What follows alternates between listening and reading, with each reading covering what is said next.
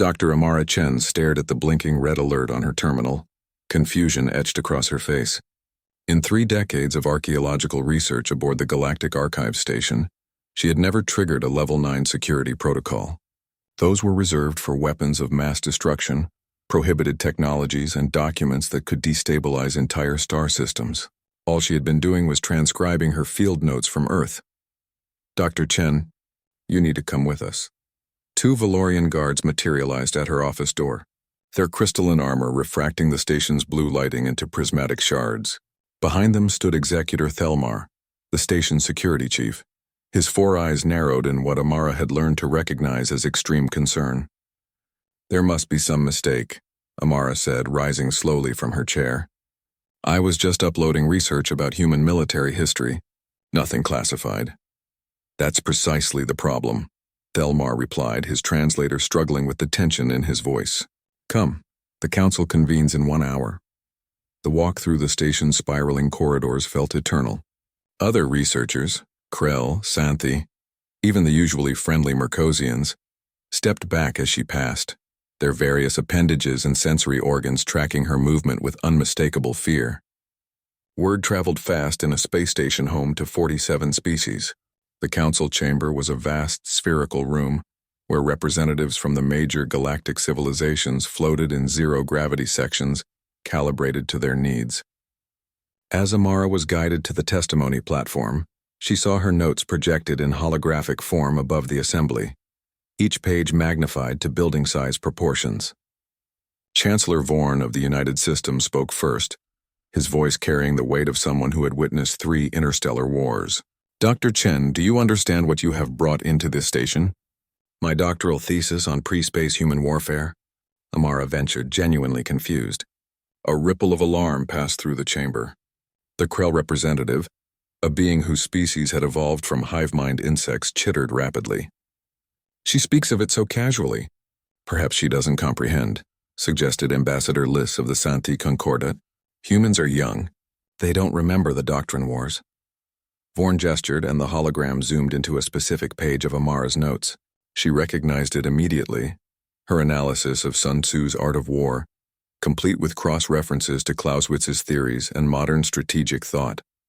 "This," Vorn said quietly, "is nearly identical to the Varesh combat philosophy that brought the galaxy to its knees 4,000 years ago. The Varesh Empire conquered 70% of known space using these exact principles before we managed to stop them. Trillions died. Entire species were erased." Amara felt her stomach drop. "But that's just basic military strategy. Every civilization must have developed—" "No." The word came from a Mercosian elder, her voice breaking. "Most species don't think this way. We fight when necessary, yes, but not like this. Not with deception as doctrine. Not with the idea that all warfare is based on deception, as your ancient text states." Thelmar activated another section of her notes. "Here you describe something called total war, the concept that civilian populations and infrastructure are legitimate military targets. Do you understand how profoundly disturbing this is? Most species have genetic or cultural prohibitions against such thinking." "And this," added a Krell subcommander, mandibles clicking in agitation, "this concept of winning without fighting, through psychological warfare and misinformation. The Varesh used this to turn allies against each other, to make civilizations destroy themselves from within." Amara's mind raced. She thought about human history, the endless conflicts, the evolution of warfare from clubs to nuclear weapons, the game theory and strategic studies that every military academy taught. Things that seemed obvious to any human military historian. "You're saying," she spoke slowly, "that humans independently developed the same military philosophy as the galaxy's most feared empire?" "Not just similar," Vorn corrected. "Identical in every fundamental aspect. Your species theorized concepts of asymmetric warfare, force multiplication, strategic depth, and operational art before you even left your planet. The Varesh took millennia and conquest of 100 worlds to develop the same understanding." Chancellor Vorn pulled up more pages. 5th-generation warfare, hybrid conflict, information dominance, deterrence theory.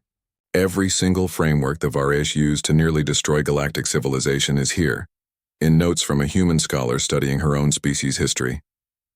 The room fell silent. Amara could hear her own heartbeat. "What happened to the Varesh?" she asked quietly. "They destroyed themselves," Ambassador Liss replied. "In the end, their own doctrine was their undoing. They had become so proficient at deception and manipulation that they turned on each other. Their empire collapsed into civil war. We spent the next 1,000 years purging every copy of their military texts, making their strategic thinking forbidden knowledge. And now," Telmar said, "a human appears with the same knowledge, claiming its basic history." Amara looked at her notes, seeing them with new eyes. The casual brilliance of Sun Tzu, written 2,500 years ago.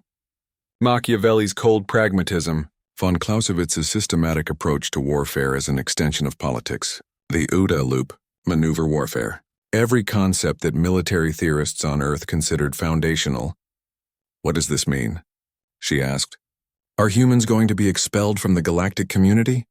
Vorn exchanged glances with the other council members. "That was the initial recommendation. But some of us have a different perspective." He gestured to the human section of the gallery, where Amara noticed several other humans in diplomatic attire. She hadn't even known they were there. "Humanity developed this doctrine," Vorn continued, "but you also developed past it.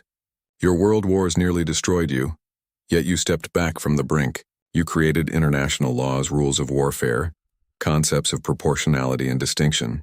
You built a global civilization that, while imperfect, has largely abandoned total war." Ambassador Liss floated forward. "The Varesh never managed that. They rode their doctrine to glory and extinction. But humans, you carry the same potential for strategic brilliance, yet you've shown you can temper it with wisdom." "So what happens now?" Amara asked. "Now," Chancellor Vorn said, "humanity faces a choice. We can seal this knowledge, classify it as the galactic threat it is, and humanity continues as a junior member of our community. Or," he paused, the weight of history in that silence, "or humanity can help us. The Vareth remnants still exist in the outer spiral, raiders and warlords who remember fragments of the old doctrine. With human strategic minds properly applied and ethically bounded, we might finally end that threat." Amara looked at her notes again. This ancient and terrible knowledge that her species had developed in isolation, never knowing they were recreating the galaxy's darkest chapter, but also knowledge that humans had learned to contain, to regulate, to move beyond. "I think," she said carefully, "that humans would prefer to help. But on one condition." "Name it."